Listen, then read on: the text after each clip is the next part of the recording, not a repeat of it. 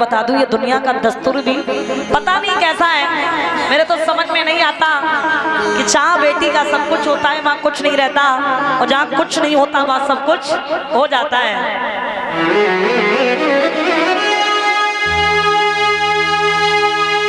पता नहीं ये दुनिया की रस्म किसने बनाई है। एक बेटी को 20 साल तक पढ़ाओ लिखाओ बड़ा करो, ले कोई और जाता है। यहाँ हमारे पिता तुल्य बुजुर्ग बैठे, माताएं बैठी, जिन लोगों ने अपनी बेटी को विदा किया होगा वो लोग जानते होंगे कि बेटी को विदा करने का दर्द क्या होता है।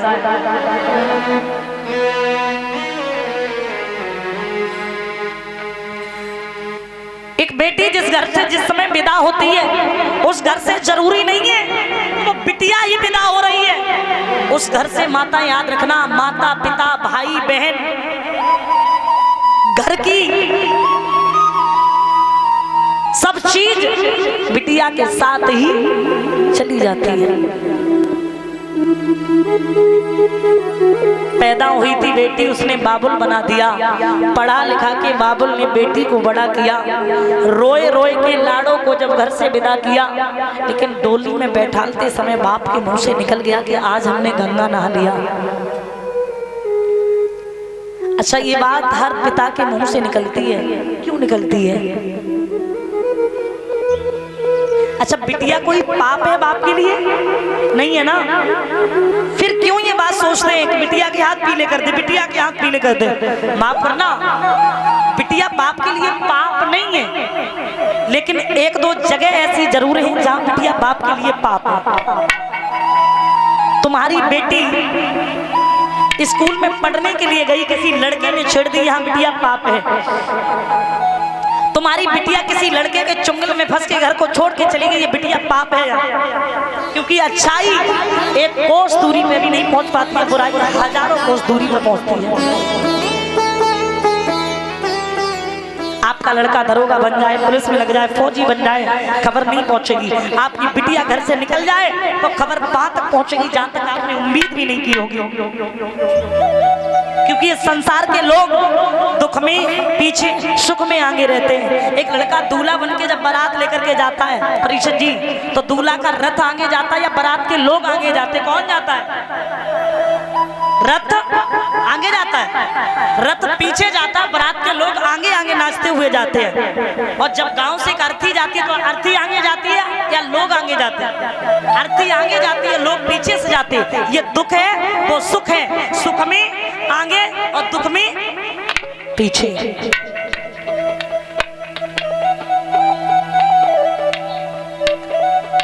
एक पिता मेहनत करता है, जीवन में मजदूरी करता है।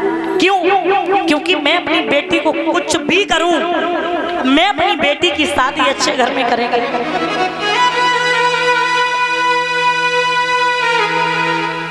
और आज उन्हीं बेटियों का सम्मान नहीं है। बेटियां आज गर्म में मारी जा रही हैं, बेटियां आज गर्म में मारी जा रही, क्योंकि संसार के लोगों को दो बच्चों की जरूरत है, एक बेटा की और एक बेटी की। तीसरे बच्चा की जरूरत नहीं है। और अगर और ज्यादा देखा जाए तो अगर पहली बार बेटा हो जाए तो दूसरे बच्चा की जरूरत नहीं है। अब ये स्थिति है। अब हम उन्हें माताओं से ये पूछना चाहते हैं कि अगर तुम्हें एक बेटा की ही जरूरत है और संसार में जिन्हें बेटियों की जरूरत नहीं है, तो कल तुम अपने बेटा के लिए बहू कहां से लेके आएंगे? तो संसार में बेटियां नहीं आएंगी क्या? बेटियां इतनी बुरी हैं? और मैं ये बड़े घमंड और गर्व के साथ कह सकती हूँ कि आज जो अपने माता पिता को बेटे नहीं करके दिखा रहे, वो बेटियां करके दिखा रही हैं। जितनी कोमल बेटियां होती हैं उतने कोमल बेटा कभी नहीं हो सकते। इन कानों से मैंने सुना कि बाप बेटा के लिए कितना भी करे। आप खुद सोचिए कि बाप जब करता है, मेहनत करता है, तो बेटा के लिए करता। जमीन बेटा की है ना, मकान बेटा का है, बाप की दौलत बेटा की है। बेटी तो वो महान मूर्ति, आप जिस खूंटा से बांध दोगे उस खूंटा से बंधी रहेगी। जिसके साथ शादी कर दोगे 10 लाख 15 लाख 5 लाख जो दे दोगे ले जाएगी, बेटी तो नहीं कहेगी। और एक बात और बता दूं, बेटी वो होती है कि माता पिता बेटी की शादी कर दे, बेटी मायके ससुराल में चाहे सुखी रहे या दुखी रहे, बेटी कभी ये नहीं माता पिता से कहेगी कि आपने तुम कैसे घर में मुझे कर दिया। और बेटा के लिए कितनी भी मेहनत करना, अंत में तुम्हें यही सुनने के लिए मिलेगा कि तुमने मेरे लिए कर क्या दिया। कहते ना बेटा कि तुमने मेरे लिए कर क्या दिया। और सुनिए माताएं, बेटियां वो होती हैं, अगर बेटी की शादी भी हो जाए ना, ससुराल में भी बेटी पहुंच जाए तो सबसे ज्यादा चिंता बेटी को अपने माता पिता की मायके की रहती है। मेरी माँ की सालात में होगी, बहू और बेटा सामने रह के भी आपकी सेवा नहीं कर पाएंगे, और आपके कांटा भी क्यों ना लग जाए, बिटिया चाहे कितने भी उपाय करे, ससुराल से मायके आएगी। माता पिता के पास ये होती हैं बेटियां। घर में देखो, भाई के कपड़ों को धुलना, समय से प्रेस करना, झाड़ू लगाना, काम करना, पिता के कपड़ों को समय से प्रेस करके रखना। पिताजी आप ये कपड़े पहन के चले जाओ, भैया से कहेगी। और सुनिए, फिर भी उन बेटियों का सम्मान। ये जो भ्रूण हत्या हो रही है, एक बात मैं आपको बता दूं, बड़ी सुंदर बात मैंने लिखी कहीं देखी, जो अपने कैमरे से जिंदगी के सीन लेता है, वो अपने कैमरे से जिंदगी के सीन लेता है, वो अपने चाहने वालों के दुखड़े बीन लेता है।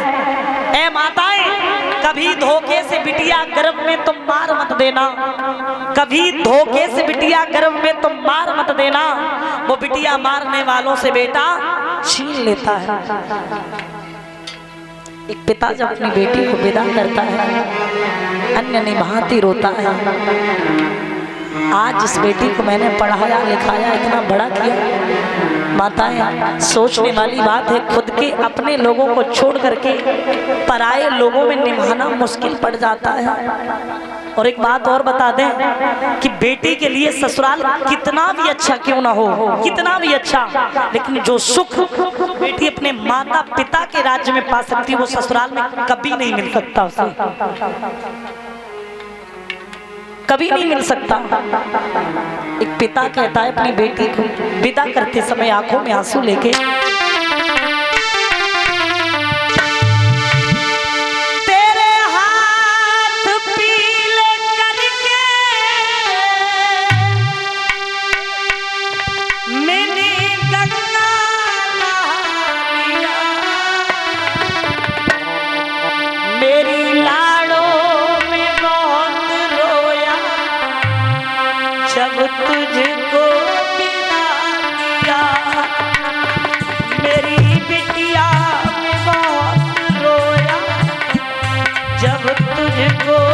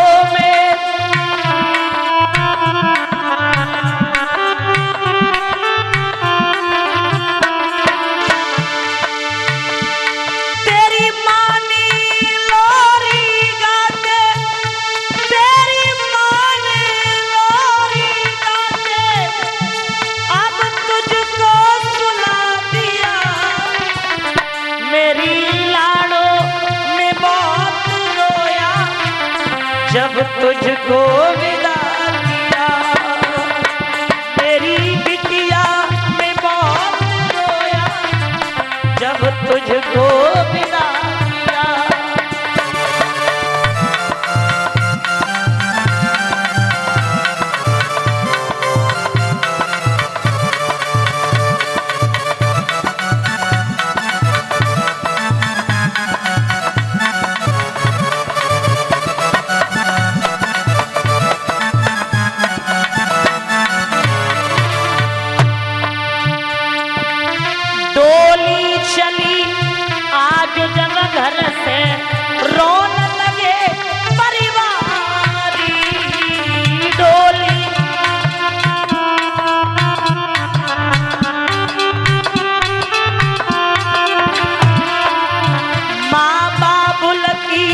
उजड़ी गई सब फूलन की फुलवारी, माँ बाबुल की उजड़ी गई सब।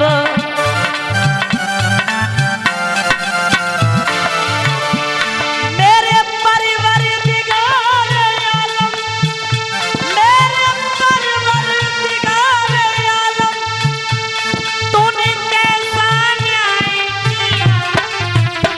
मेरी लाड़ों ने बहुत रोया जब तुझको विदा किया।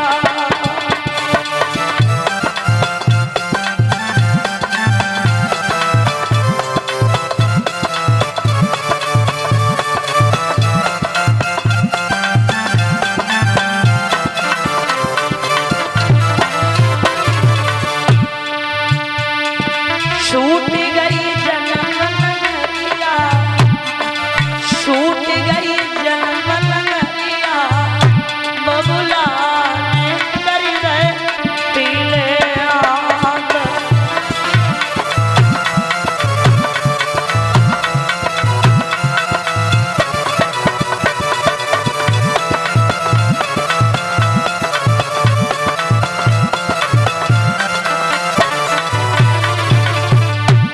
छूट गए मम्मी और पापा,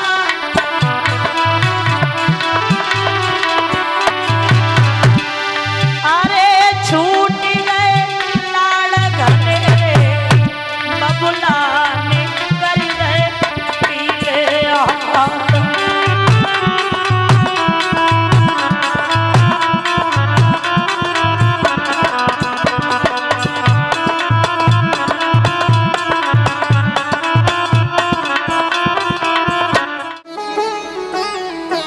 सीता का ही नहीं, राम का ही विवाह नहीं बल्कि चारों भाइयों का विवाह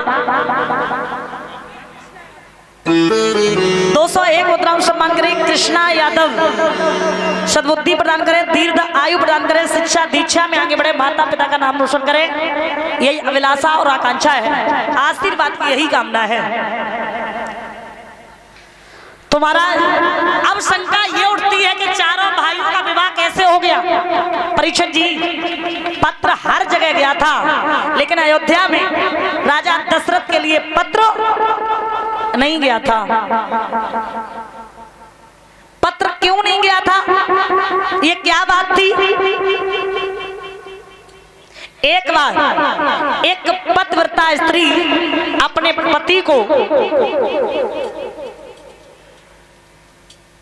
कंधे पे रख के ले जा रही थी। उसके पति के शरीर में कौड़ था। रास्ते में के संत बैठे हुए थे, कमंडल सामने रखा था। धोखे से पतिव्रता स्त्री का पैर कमंडल में लग गया और जब पैर कमंडल में लग गया, संत ने जवाब दिया, कहा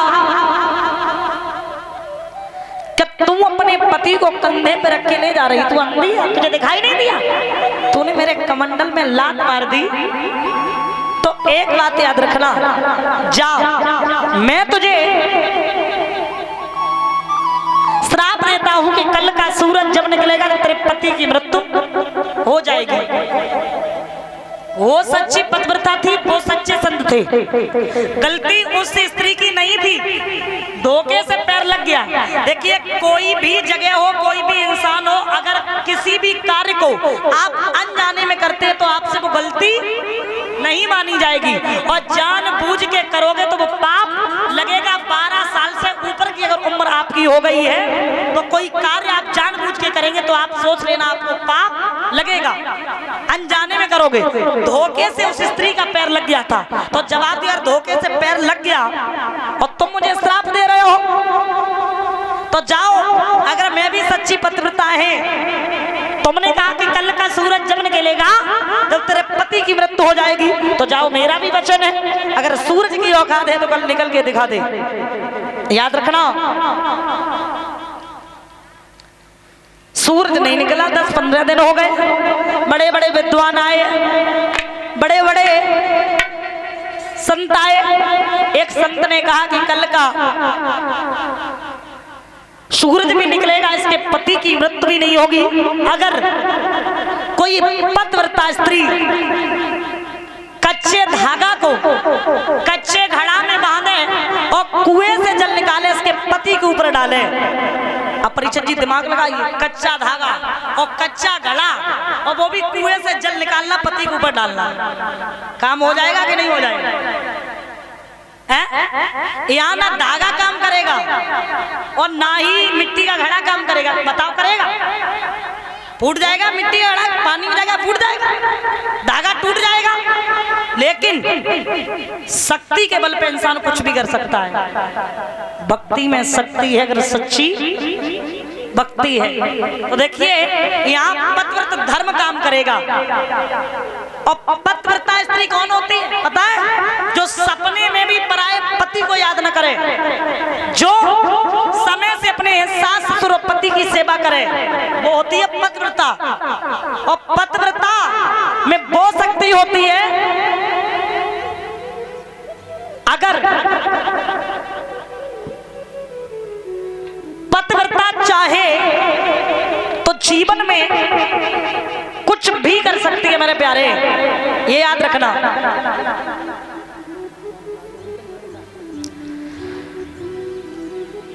तो आज उसी समय पतिव्रताओं के लिए पत्र गए। एक पत्र अयोध्या में राजा दशरथ की तीनों रानियों के लिए गया। तो कौशल्या हाथ जोड़ के बोली और जवाब दिया, कहा कि महाराज अगर आपकी आज्ञा पाऊं तो क्या मैं जा सकती हूं? तो उसी समय उनके राज्य की एक मेहतर सुन रही थी, वो कहने लगी, माफ करना मेरा इतना बोलने का अधिकार तो नहीं है, लेकिन जिस राज्य की मेहतर ऐसे काम कर सके उनके बेटों के लिए धनुष तोड़ना कोई बड़ी बात नहीं है, सोच लेना। अब मेहतर ने वहां जवाब ये दिया और कहा कि महारानी मैं आपके सामने इतना बोल तो रहे हैं, लेकिन सबसे बड़ी बात यह है